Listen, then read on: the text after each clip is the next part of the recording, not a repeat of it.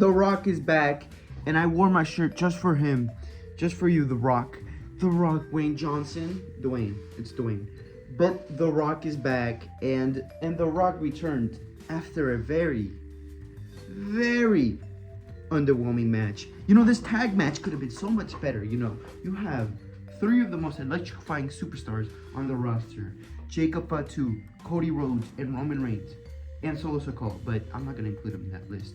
You had three electrifying, goosebump-fying wrestlers on the entire roster, and you produce this.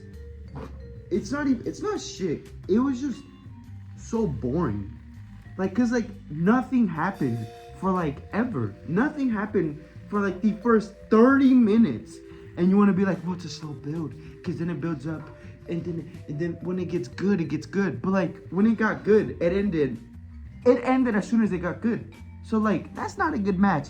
The first 30 minutes of the match is just it being so slow, just working over Cody Rhodes and waiting for that hot tag. It pisses me off. Cause the match could have been so much better.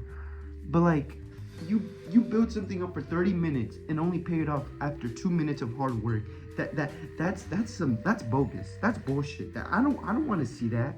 That's thumbs down. So the match was so mid. Oh, it's so this show is so frustrating. It was so frustrating to watch.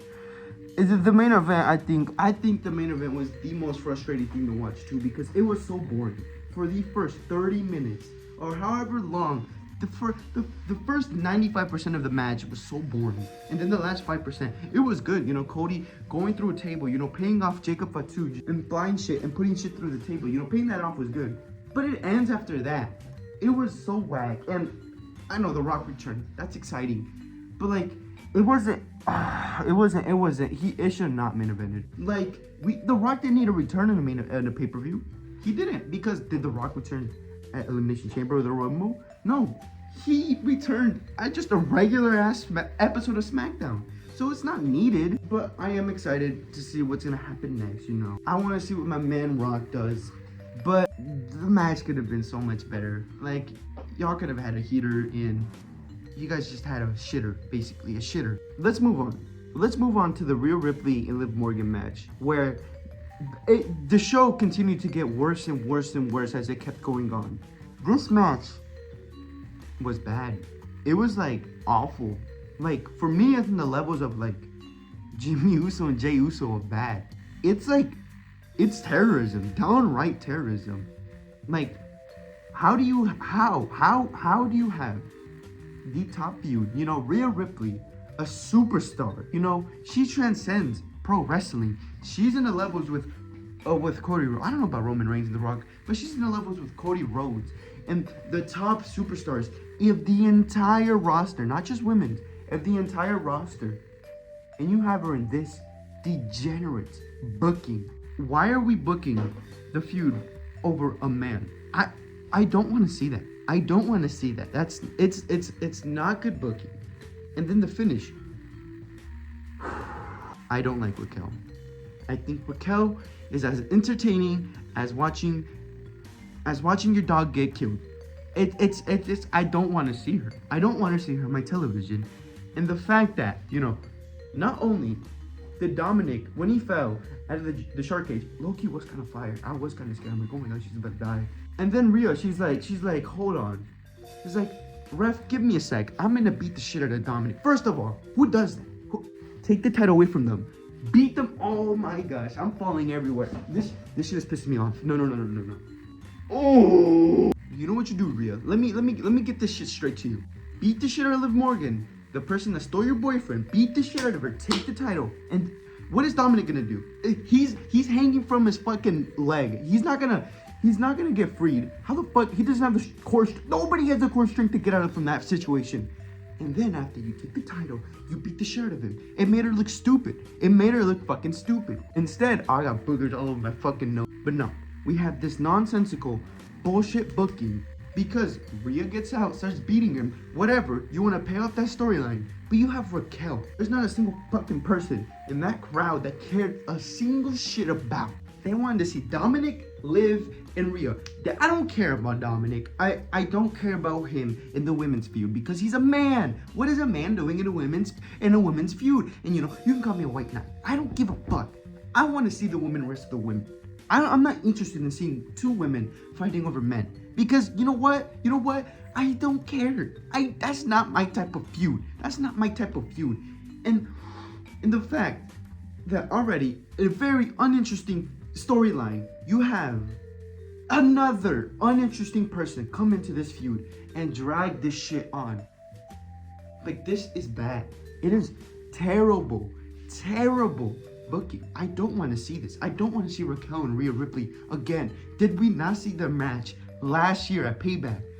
That match, you couldn't have paid me to give a fuck about. I don't want to see this. I do not want to see this shit. Next up is another match I didn't like. Finn Balor and Damian Priest. Damian Priest won. I'm not gonna ramble about this. Holy fuck.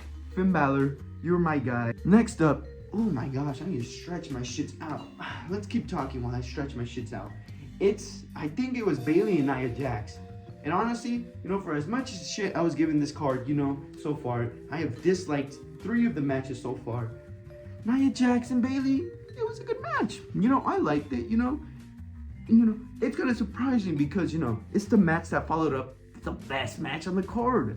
So, for me, honestly, low expectations, they passed the bar. And, I did see people hating on this match, but they hate on anything. I like this spot where fucking Nia Jax and Bayley flying to the barricade. The ending was, like, Tiffany, come on. Stand up for yourself. You can't keep letting Nia Jax bitch you like that. Come on, just slap a bitch. Just slap a bitch. If you need to, slap a bitch. That's what you need to do. That's what's wrong. Cause you don't want to slap a bitch. Like Tiffany, someone needs to just come and say, come over here. Just slap a bitch. Just slap a bitch. And the problem's solved, then you become world champion. Pulling up my chair because let's talk about greatness. Search up the word greatness in the dictionary. You're gonna find 3 things. You're gonna find LeBron James. You're gonna find nachos and CM Punk versus Drew McIntyre. Hell in a Cell, Bad Blood 2024. This match surpassed everything I was expecting, and I was expecting the world from this match. That man, Drew McIntyre, had the blade job of his life, of a lifetime. That man went deep. Yeah, I don't know how he's feeling now, but my goodness, that shot of just him gushing in blood. Oh my goodness. It's like blood makes professional wrestling better. The match just felt nasty. And like, that's what Hell in a Cell's supposed to feel. It made me feel nasty watching. I wanted to take a shower after watching that. And granted, I haven't washed my ass in, 3 weeks. But it made me feel nasty watching that. I want to feel that at a wrestling match. I want to feel grimy after watching a match. And that's what the match made me feel. If a match doesn't make you feel, what are you doing? And this match made me feel down here, right here, and right here again. This match was goated. It should have main event because that crowd could not give another fuck to any of the matches besides The Rock. And he's not even a match. It's The Rock. I thought CM Punk was gonna be covered in blood, but it was Drew McIntyre. And I think that's what I loved it more because Drew McIntyre just bleeding, like tasting his own blood, smelling it. I'm like, I'm gonna punish this guy more. Might be WWE's best match of the year. I keep saying this, the women's Money in the Bank match, or Cody and Roman. But this match is fantastic. And I really would go out of your way and watch it. Because that shot of Drew McIntyre after getting hit with the toolbox and bleeding is worth it's just not enough words in this earth, this beautiful planet that we call Earth, to explain how magical that is, because we hadn't seen blood. We hadn't seen a proper blade job like that in almost, since 2008 or something like that. So, like, go watch it.